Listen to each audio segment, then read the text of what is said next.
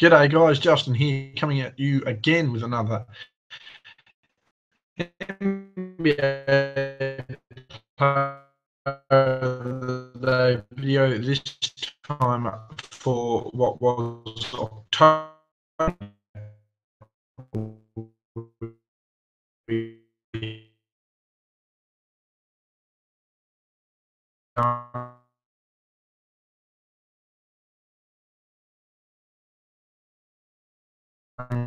Kevin Love carrying the Cavs, one Tim Hardaway Jr. being guarded by Jay Crowder, and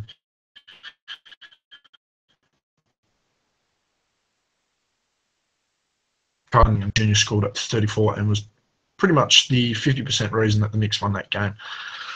But my player of the day, surprisingly, goes to an unsung hero out in Indiana against Pau Gasol, LaMarcus Aldridge, Rudy Gay, Manu Ginobili, Patty Mills, Danny Green, and the San Antonio Spurs. I'm going to list half their roster. And that's to Domantas Sabonis. Many people remember his father, Advanis, so it's how you pronounce his name. This will be handy. I'll double check that.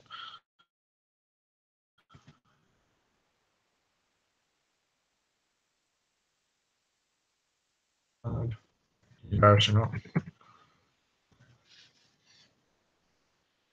Always the pronunciation of his name that gets me. No surprise, but yeah. Let me see. Hunters is definitely my player of the day, though.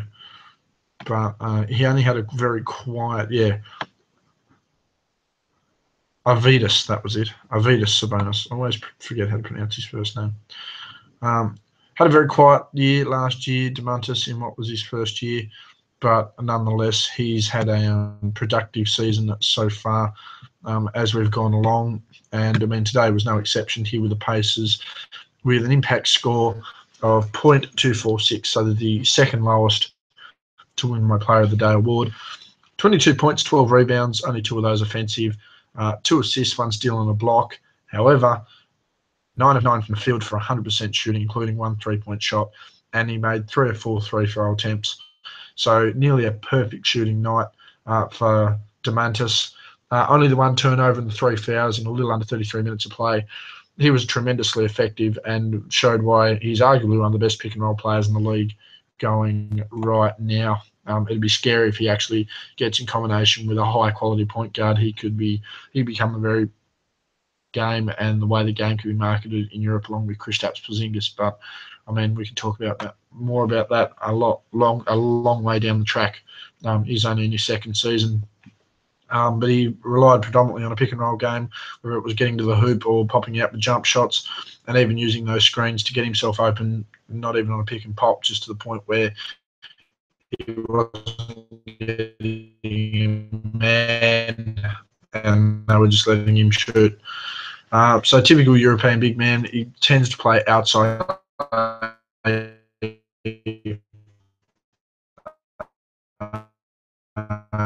Inside and out is also there.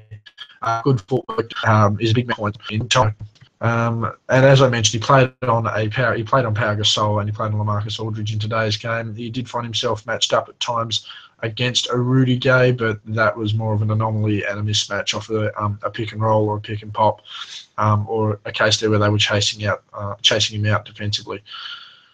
But he began with a driving fake on Pau Gasol. He then missed the baby hook and then made the baby hook. It was a pretty solid drive on Pau, and a couple of fakes got him there, and then obviously the baby hook was made.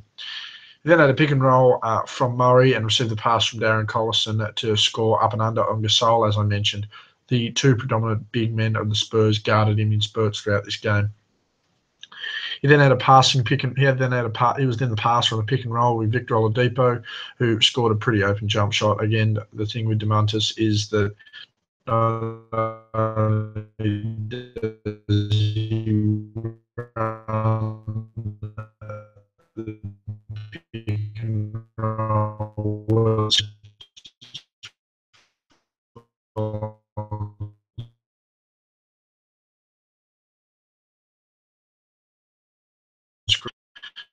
very Russ and score past Rudy Gay. again, he was getting to the hoop with relative ease, and there wasn't as much restriction as you would have expected. He then had a fast break pass to Bogdanovic on the three at the 45 degrees. It was a tip ball around. He practically stole a rebound from my perspective, but coming down the floor at his size and just able to hit the pass straight up and the open three, nothing but net. He then had a pick and pop off of Brandon Paul, and he hit the long two over late contesting Aldridge following a Collison pass, and it was a tremendously late contest. He never really looked like getting to it. It was a wide open shot, but Aldridge certainly made the effort to get there. I mean, as I mentioned, he was drawing the two big guys to defend him, and he made them look silly again. 9 from 9 from the field. There was nothing the defense could really do to stop him, and he only missed one free throw. So it speaks volumes at the hoop, at the hoop and away from the hoop. He then had an open three at the top of the circle, following a pass from Collison. Again, this was another area where it looked like Aldridge late contested, but Aldridge had to jump from the elbow as he was shooting the ball. It didn't look like getting near him. He then had a pick and roll from Danny Green, received the pass by Oladipo for the layup. Again, just one of those mismatch things where he's able to get open space. He scored the layup over Pau Gasol and LaMarcus Aldridge. So, again, the rotations and the ability just to get open and the lack of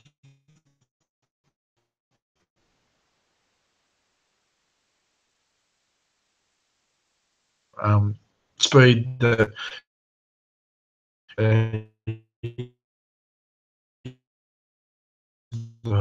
way for the guy who's going to shoot the ball, the ball handler in general, is tremendous. And as I mentioned, if he's able to get a high quality point guard around him, there's no reason you couldn't build a big man, little man combination in this league for these guys to run it. And I think that's something the Pacers really need to look at, particularly with Oladipo and Sabonis. We can convince Oladipo to become a bit more of a passing first guard. I mean, he's still going to be capable of 20, 25 points a night. Just keep giving him time, but there's no reason why he can't be a 20 and 10 assist guy and Sabonis can't be a 20 and 10 rebound guy. They have that capabilities. Again, it's only early, so you never know, but there is a chance. He then, following the layup through Gasol and Aldridge, got a mismatch in the low post on Forbes for a baby hook. He realised straight away, felt the defender, just turned straight around. He had almost 7-8 inches over the top of him there. He then drove past. He then had a drive and hop on the LaMarcus Aldridge, and that was where he was first fouled. He made one of two there, so the only free throw miss coming for the night there after Aldridge foul. He then had a give-and-go screen on Danny Green for Victor Oladipo. He was fouled on the return pass off of Oladipo in an attempt to make a layup on Gay and Green, and he made both free throws. So again, back-to-back plays where he got to the line. They had no other way of stopping him, and when he's knocking down the free throws, a guy who's got the touch from the field, the touch from the line, and the touch from deep, you've just got to pray basically at that point.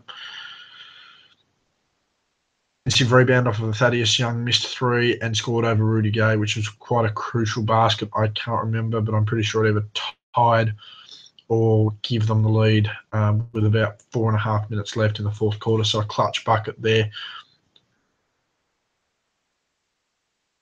And then he had a pick and pop situation on Danny Green. He received the pass from a Victor Oladipo for the step back dribble and the shoot over LaMarcus Aldridge, and that is basically all it wrote.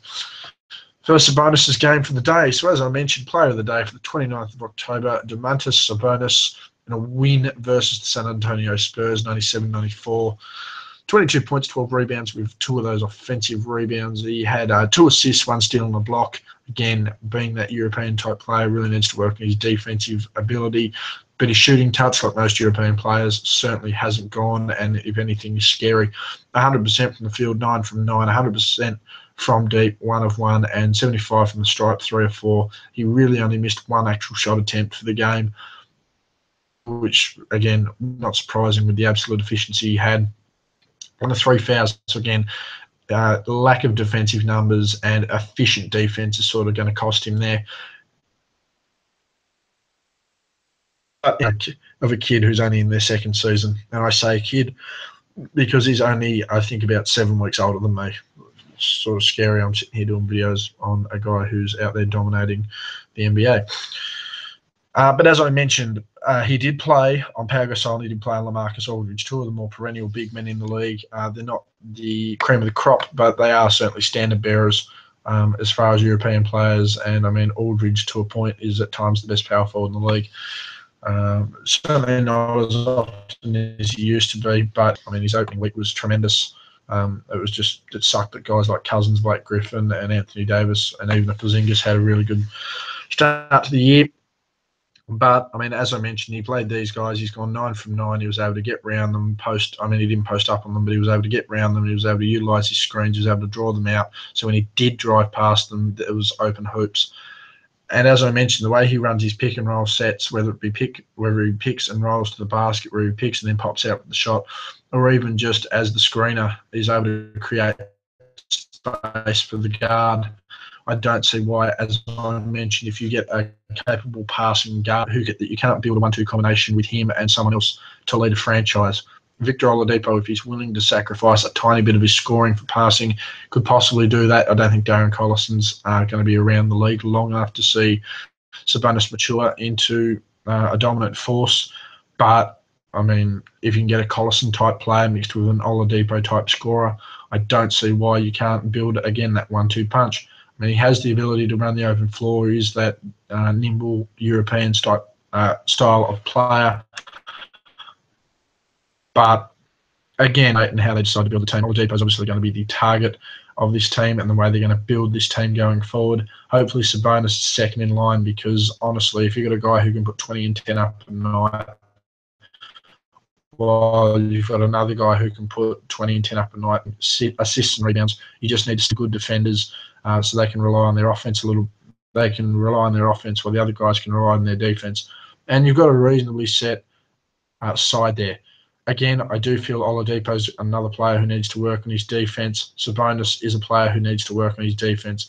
But if they can get that under control and they can build a roster around these two, quite capable offensively, both in the pick and roll, in the open floor, their ability to create their own shot, their ability to grab rebounds, grab assists, and score 20 to 25 a night. I don't see why the Pacers can't build up to be a perennial contender in the East, particularly with the way the East sits now. There's no reason why they can't.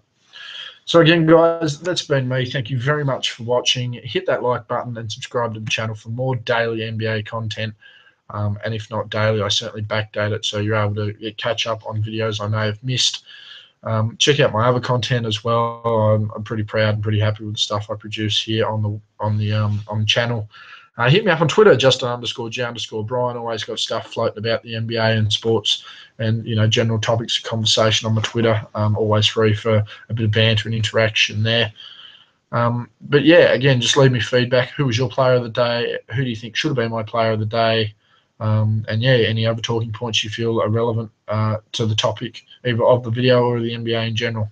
So again, my player of the day for October 29th, 2017 has been Domantas Sabonis of the Indiana Pacers. 22 points, 12 rebounds, 2 of those offensive. Block, 100% from the field, 100% from deep. Only the one missed the free throw line for 75% shooting there. 1 turnover and 3 fouls in just under 33 minutes of play with a total impact score of .246. Again, thank you very much for watching the video. Again, hit like, subscribe, check out my channel, leave a comment, leave me feedback, and check out Twitter, Justin_G_Bryan, for more regular NBA updates. Again, my player of the day for October 29th, 2017, Domantas Sabonis of the Indiana Pacers in a 97-94 win over the San Antonio Spurs.